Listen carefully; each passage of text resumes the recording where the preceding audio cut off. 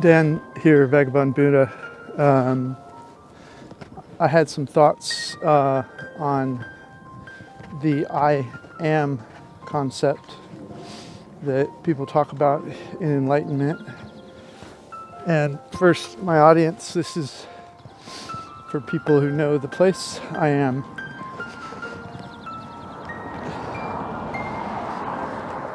This is not for people that have not tasted that yet, or people that believe their mind or their internal dialogue. So the concept of I am,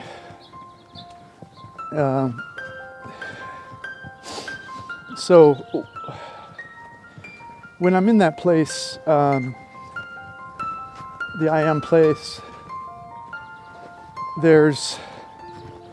for me it's kind of there's an am to it, like the am is the perception part of it, and I perceive all, if you will. Am is perception of all without a focus, without figuring it out or making comment. It's just being with all, maybe said another way, being present to infinite perception without any kind of definition or explanation, just being perceiving perception itself. Perceiving the source, the energy, it's perception of everything. And I mean not just the fact that really without any definition, just no beginning, no end, just pure extreme. Extremes not necessary, just perceiving all. Perceiving the source energy, the singularity without any focus. Okay, so that's what am is for me. And then there's the I part of it, the I am, the I part of I am. And that to me is, there's perception that, there's the am part, which is pure perception without any focal point. And then the I part is kind of a focal point without a personality yet. So I am is perceiving the all from my focal point. And so my focal point being the spot in the universe, X, Y, Z, being a location. I don't know where the center of the coordinate system is of the source of the am, when it's I am, there's the focal point I, and so in that respect, it seems as if 0x, 0y, 0z in the 3 dimensions, I am is perceived from I. No personality yet, a thought hasn't occurred yet. There's just I am. So, and that's interesting. For those of you who know what I am is, or have experienced it, better said, it's not a knowledge, it's an experience. You know that at some point your voice will speak. And it will refer to your lifetime experiences, or to have a thought that's relative to the particular I am personality that, and I'm not talking about that. That's interesting to people who believe their mind, but it's not so interesting to people that are the I am. For them, it's more. What's more interesting is, what is the am, and what's the relationships that I has to the am. Anyway, I was running today. I'm in California, which should be a good chuckle for you people out there that that I'm from California, that are have thoughts about that. But So I thought it was interesting that people often ask, well, if you were God, or if you were the singularity, or you were the divine energy, or you were maybe in physics, there's a theory that all of the physical world relates to one equation that someday will be understood. But whatever you want to call Am, you can have a question of why would it put a focal point, the I, which is my XYZ, and over T is the time. That's the fourth dimension. So there's a focal point while I'm alive where energy can see Am. And so I was running along thinking of that today, and it seemed pretty obvious to me from a naive standpoint. So I thought I would share that with you. And I don't pretend to know what the Am is, but if you were the Am, and who knows what that feels like, it probably feels like the Am that I feel before I realize I'm looking at Am from an I. But I don't know, right? But what if you're bored, you know? Not that Am would get bored, but what if let's say it another way, what if you wanted to play, you know, you wanted to play some kind of game, or maybe you wanted to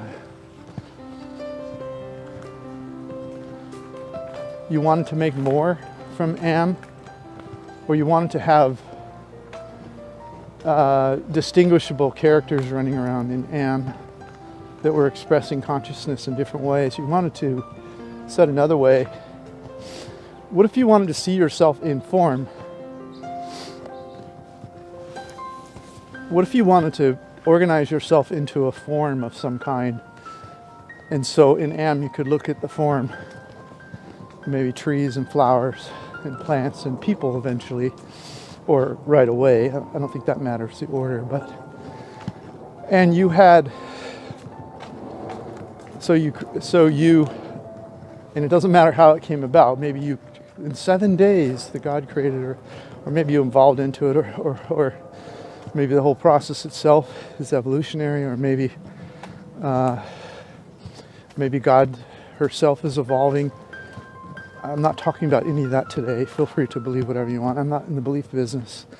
But what if you could create physical manifestations, but they're just other forms of energy, like the I Am energy, but they were distinguishable from one another, and you could breathe life into them. Of course, they are part of you if you're Am, and you could watch them interact with each other, and you could watch how they treat each other, and and you invented a universe, if you will. Maybe you'd be doing it to learn something or whatever. So, and so now you have these characters that are running around in your little cartoon manifestations of Amness that are distinguishable, and you're creating this world that you're enjoying it. And you know, because it's of you, the characters begin to or right at the beginning have, if you will, characteristics or personalities, and you vary the personalities to see how they interact with each other, and to see how it feels when they don't know they're part of the Am. And then what if you wanted to be seen? What if you were interested not just in seeing, but you wanted to know what it felt like to be seen? You wanted people who were conscious and thinking to play with. And so you could develop thought. And you would allow choice so that the different thoughts would occur. People could take their own paths. Some would have good paths, some would have bad. And you could see parts of yourself acting out various roles. And then at some point maybe you're alarmed, and so you make some goal in the game. So you drop a thought in someone's head that the ones that are good will come back to you, and because you want to watch them evolve from bad to good. So I'm not telling you what's so. You get that, right? I'm just giving you, since we can't really know. There are books written by people about who God is and what God thinks and feels. But those books, some of them, not all of them, some of them are internally inconsistent, or each of the religions, if you will, say the others are blasphemy, and the whole concept of money of a game show where you pick which door is right and you get to go to heaven and everyone else dies. I think it's a bit silly, but it's still a game that could be manifested on earth for God's enjoyment, if you will, or Am's enjoyment. And so what would you have? You'd have this place where people are running around and they're not just I am, seeing am from XYZT, but over time they develop memories and personalities and theories and philosophies, and they pitch them to each other, and they try to sell each other on them. Some of them get angry and kill each other, and some of them are successful, some starve to death, and all of it's a part of your body. It's all your children. It's all am.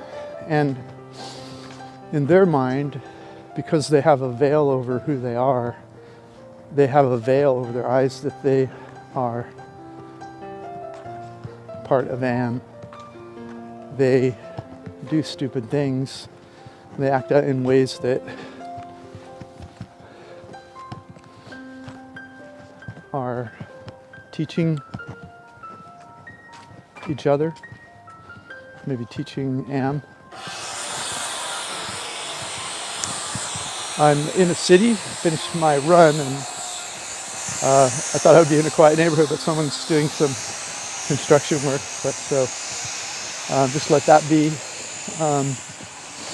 So I just thought it'd be interesting for you to know, to hear this concept of the difference between I and Am, and why Am, if Am is an organizing energy like physicists think, or it's a God like religious people think, or why they would do things. Maybe it's a game, maybe it's an experiment, maybe it's Am wants to see consciousness in matter. Am is pure energy, and Am wants energy that's manifest in physical form to evolve in a cooperative way. And so it created a playground where not only is energy itself sublime, and that's why present moment awareness is so joyful, because that's really about being with Am through I's eyes. But maybe there's some intention or purpose that Am has for matter to bump up against each other until individual manifestations that are part of Am or are completely Am, that have veils over their eyes, are able to find their way to Am. Maybe almost a proof of concept of who Am is and where Am can watch itself evolve into being in matter, what it already sees in energy is itself to be. And